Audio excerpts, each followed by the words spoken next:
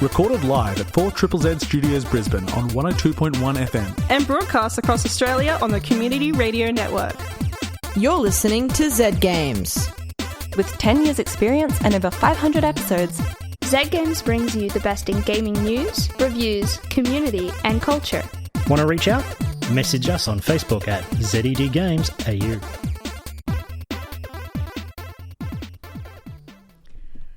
Hello. I'm Zahra, and with me in the studio tonight is Rani, and I'm scared. You're not even in the seat yet. I'm terrified, guys. Fair enough. I was terrified too when it was my turn in the hot seat. But right now I'm just warming it up for you, so it'll be nice and toasty for when you take over. Yep. Which I'm super excited about. Can we have a round of applause from everyone at home for Rani? Working on announcer training, will soon be fully fledged. Very exciting. Yeah, at some point. I'll be there. It'll be fine. Yeah, it'll be fine. Like, what's the worst that can happen? The studio explodes? The studio explodes again. We don't... The past is the past. The future is the future. And speaking of the future, let's talk about the very near future. We've got here at Zed Games, at 4ZZZ, we have gaming news. Shocker. We have a game review. Oh my gosh. By Rani. Oh no. And we also have not quite a review, more like my desperate pitch to people to get them into D&D. I thought it was like a crash course. It's a crash course. You're not pleading with the people. It's not. They will play D&D. You will play D&D. We need more people to play D&D, please. Please come desperate. play D&D with us. Please play D&D with us. And if it sounds really intimidating, I'll tell you why it isn't. But that's later. But right now, we're going to listen to the news by our very own, Maylee. Yay! China has cracked down on the gaming screen time of people under 18 years old. New rules imposed this Monday require Chinese gaming platforms like Tencent and NetEase to limit online gaming access for minors to just 3 hours per week. And it's not any 3 hours, but specifically 1 hour per night from 8 p.m. to 9 p.m. on Friday, Saturday and Sunday. Previous restrictions limited kids to 1.5 hours of screen times most days of the week.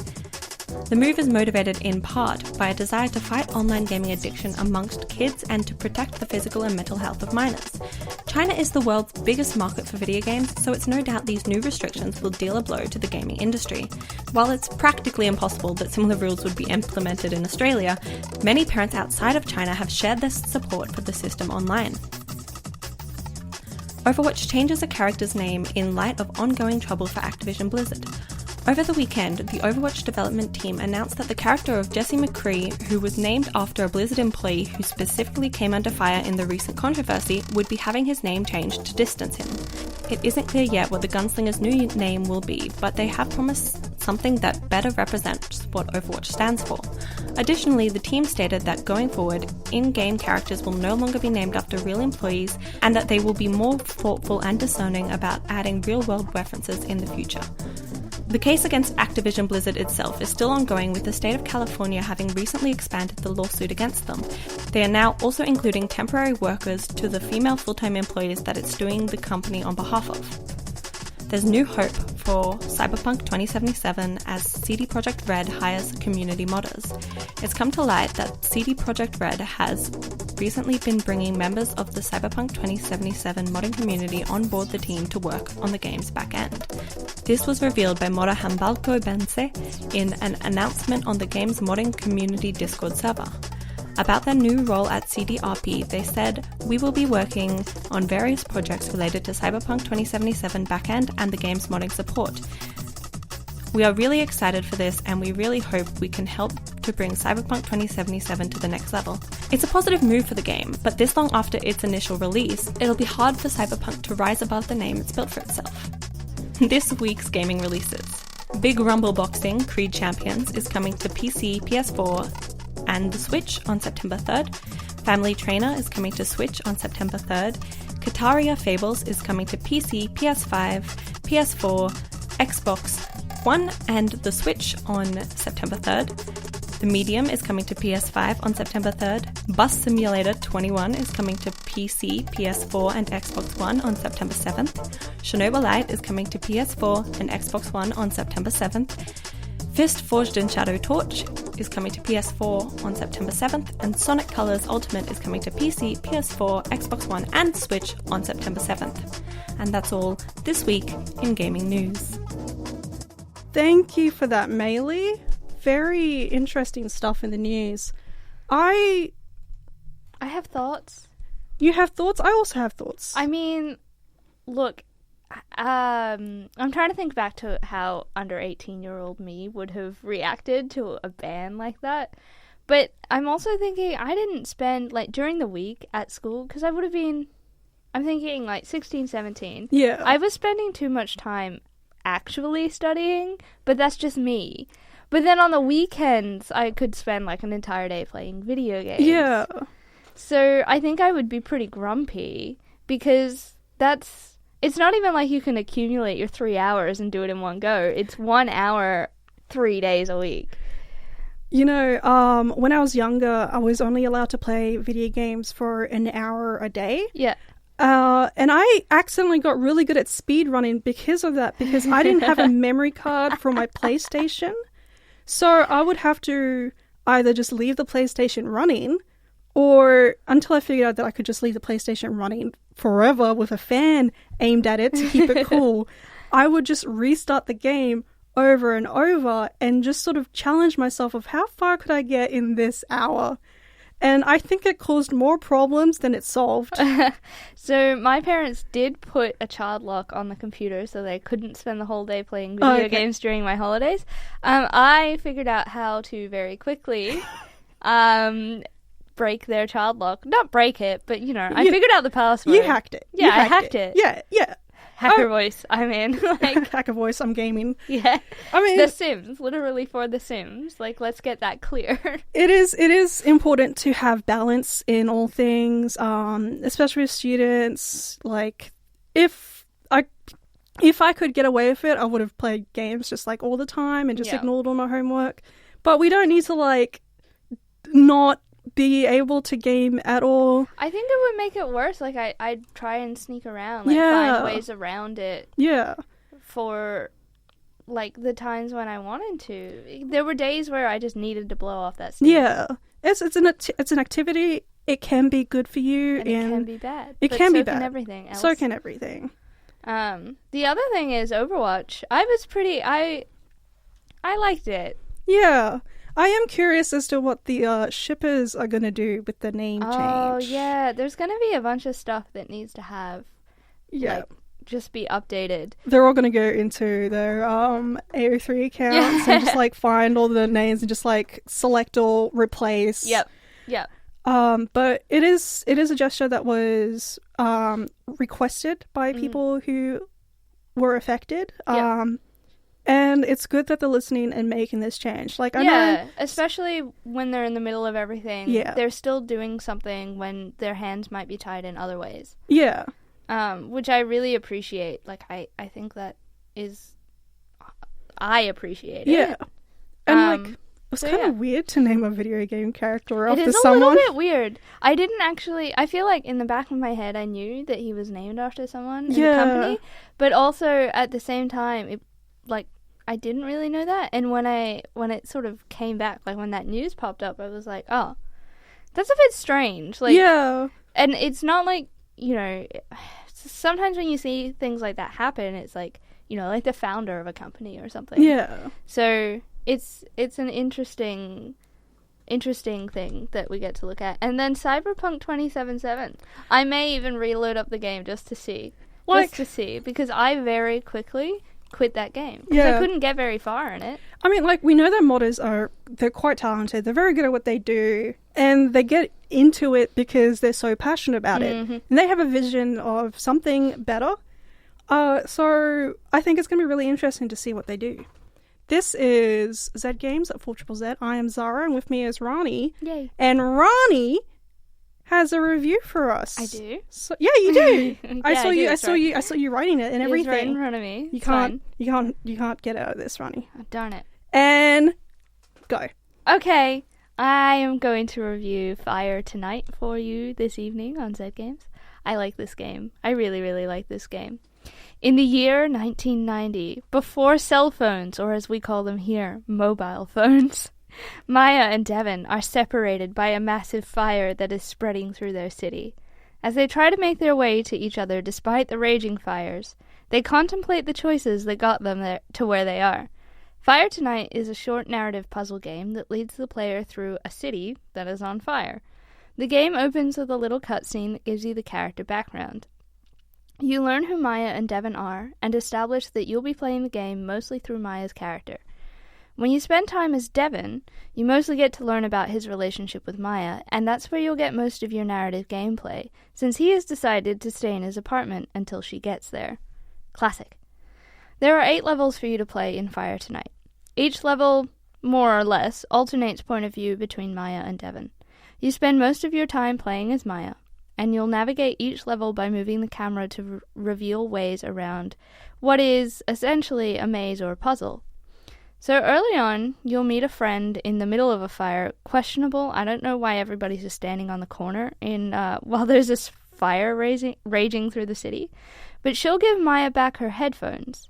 And once you have your headphones, you can find places where the fire eases so that you can actually progress the story and through the levels. So you'll find that some of the levels are cut off by the fire.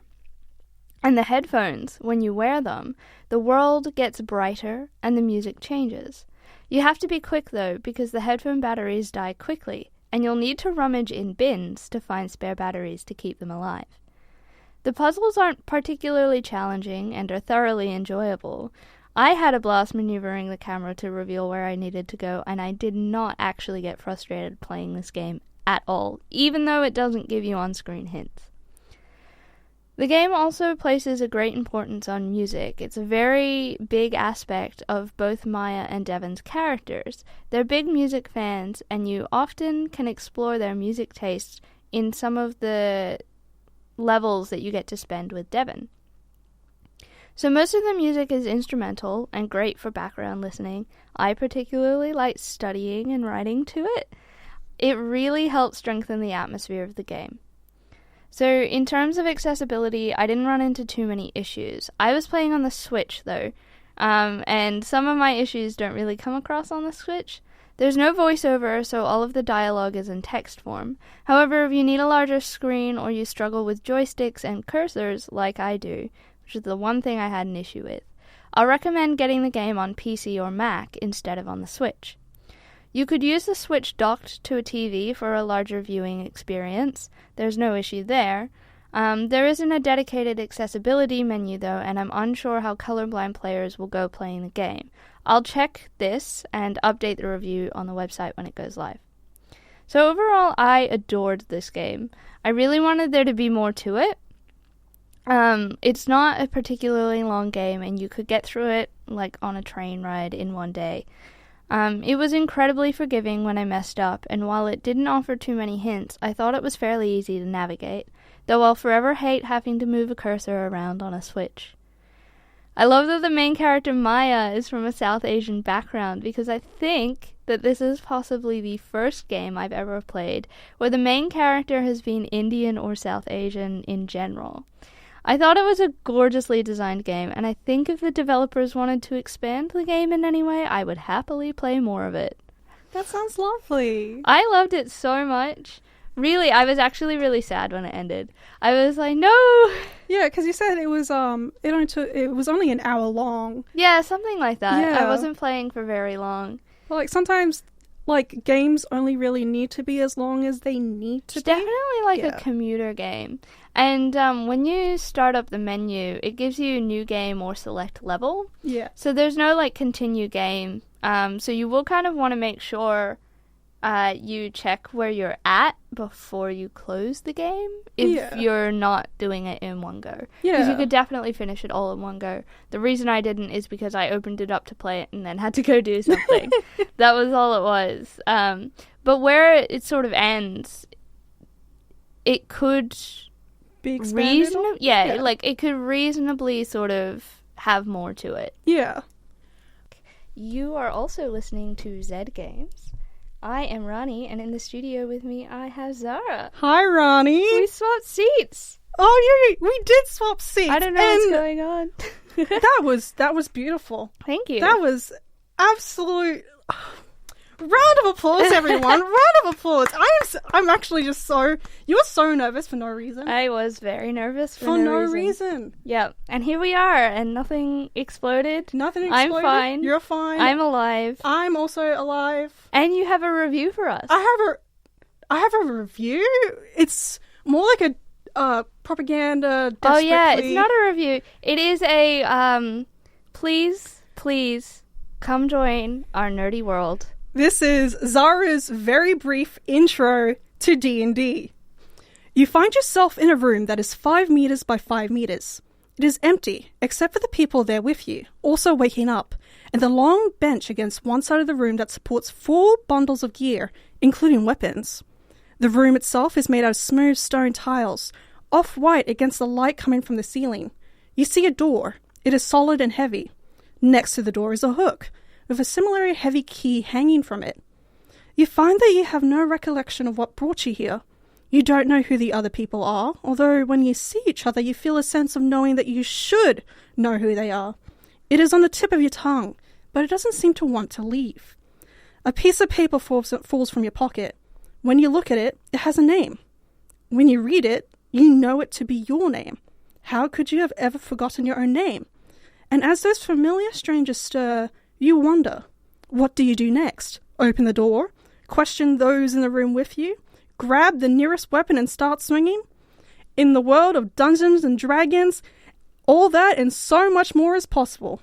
All that really limits you is your imagination, and some rules, guidelines, and mechanics to get you going.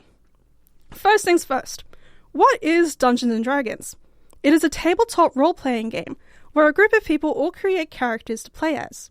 A game master will control enemies, allies, and create the world and setting for the players, as well as guide the players through a story. But the players aren't just witnessing a story, they are experiencing and changing it. Dungeons & Dragons, or D&D for short, is a collaborative experience. The experience might be a slapstick comedy, an epic heroic tale, or a truly tragic story of heartbreak and betrayal. That's up to you. Now, there is a lot to this game, but it's a lot easier to get started than you would think. So here is Zahra's very brief intro to D&D. First things first, you and your group will want to decide on a setting. Maybe you're going to be pirates on the high seas, or exploring ancient ruins at the top of mountains. Knowing where you'll be playing is a good start. That is mostly up to your game master, but like I said, this is a collaboration. Next, building a character. Ideally, you and your group will want to have a balanced party, with at least one healer, one tank, and at least one for dealing damage. You can be extremely flexible with this. There are so many classes to work with. Tank types can be barbarians and paladins. Spellcasters tend to be clerics, druids, sorcerers, warlocks, and wizards. Damage dealers may be fighters, monks, and rangers. Choosing your class depends on what kind of character you want to build. They all have their strengths and weaknesses. On top of classes, you have to decide on a race to play. Humans, elves, dwarves, and orcs are probably the most recognizable ones. But you can also play as halflings, goblins, drow, tieflings, cat people, bird people, and so much more. Each has their own strengths and weaknesses, and can complement and round out your character. Finally, you can build the rest of your character, which starts to involve dice. Depending on your decisions and the numbers you roll, you can build your stats. The main ones are your hit points, which is your health, and your strength, dexterity, constitution, intelligence, wisdom, and charisma. These numbers will grant you modifiers that you will apply to your rolls during gameplay. You will also select weapons, spells, and equipment best suited to your character and gameplay style. Okay, granted this is a lot, but thankfully you can use a step-by-step guide or even dedicated character creators where you just need to make decisions, and it'll take care of the technical stuff for you. Okay, you've created your character, given them a name, maybe they're a tiefling bard or a halfling cleric. It's almost time to play. But first, a quick overview of the mechanics that you'll encounter as you play. I mentioned stats. Your stats, class, race, and background will influence what skills you have. I'm not just talking about attacks and spells. You can get skills such as animal handling, deception, medicine, performance, stealth, survival, and so much more. You can also be bad at some of these skills. After all, if you're in full plate armor, stealth isn't really going to be your forte. Spells and attacks are pretty self-explanatory. Depending on your character, you will have a range of spells and attacks you can use. For magic users, your strength will be with spells. For others, you'll be using weapons. You can get skills in both areas, but you'll generally focus on one or the other. Spell users, do be aware that you can only use a limited number of spells in battle.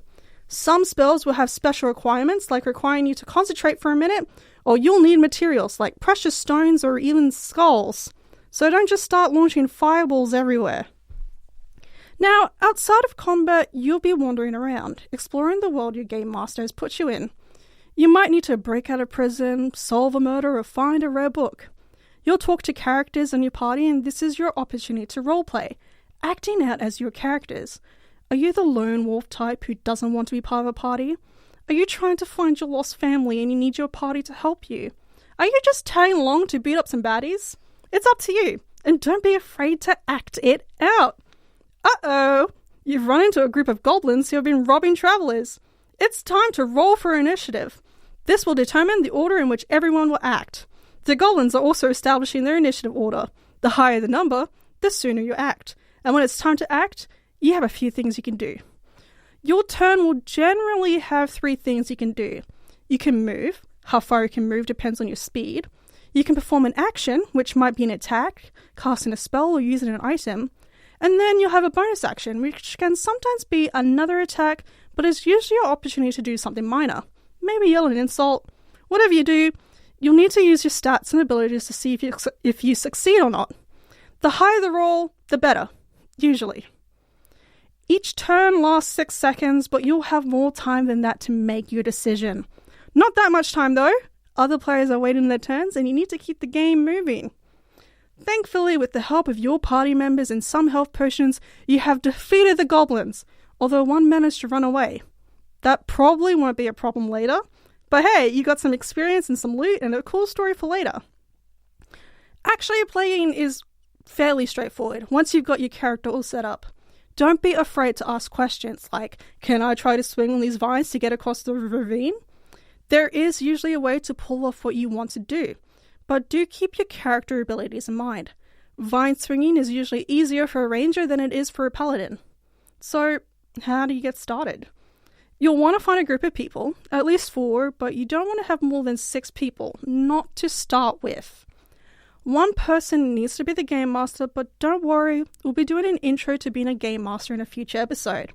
It's not as intimidating as you'd think. You can find tons of adventures already written up with story, characters and enemies, maps and dungeons, and any relevant information online. Some for free, some for a small cost. Or you can even buy one of the official campaigns, such as Curse of Strahd. Having the player's handbook will contain all the information you need to build a character and play them effectively, but you can use online character creators to build your character. The D&D 5th edition community wiki will also have all the information you need on weapons, armor, classes, races, backgrounds, spells, and so much more.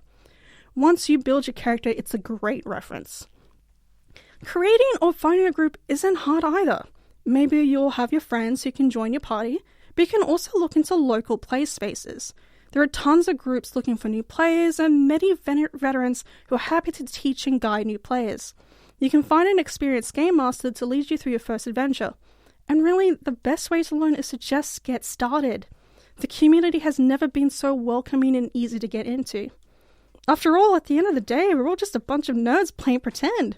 And it's a lot of fun.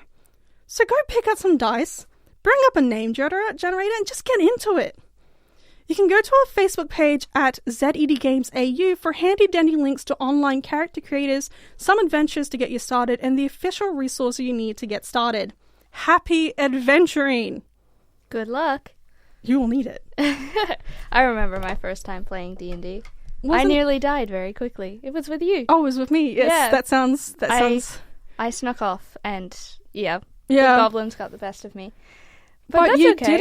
You didn't die. No, I didn't die, and that's fine. And you had fun, didn't you? I had so much fun. Yeah. I had so much fun. And you will too. And would you say that it wasn't as intimidating as you thought it was, like once you got started? Oh, definitely not. And there wasn't nearly as much math as I thought there was going to be. Yeah, it sounds like a lot coming into it, but really just get into it. Yeah, the sooner you get into it, the less overwhelming it becomes. Yeah. Yeah. We are Zed Games. We are Zed I Games. am Rani, and in studio with me is Zahra. Hi. And we're going to have to say goodbye. We're going to have to... Well, before we say goodbye, I just wanted to ask you, how do you feel? I feel very nervous. Yeah. I'm going to go home, and I'm going to eat some good food. That's what I'm going to do. Sounds good. I'm going to eat some good food as well, but not because I'm nervous, just because I like good food. Yeah, that's fair. Yeah. That's fair. Pretty excited. But, yeah, we're going to have to say bye. We're going to have to say goodbye. All right. Goodbye, guys. Goodbye. Goodbye. I love you. Thanks for listening to Zed Games. If you'd like to listen to more, check out our podcast on Spotify. Or follow us on social media at ZED Games AU. See you next time.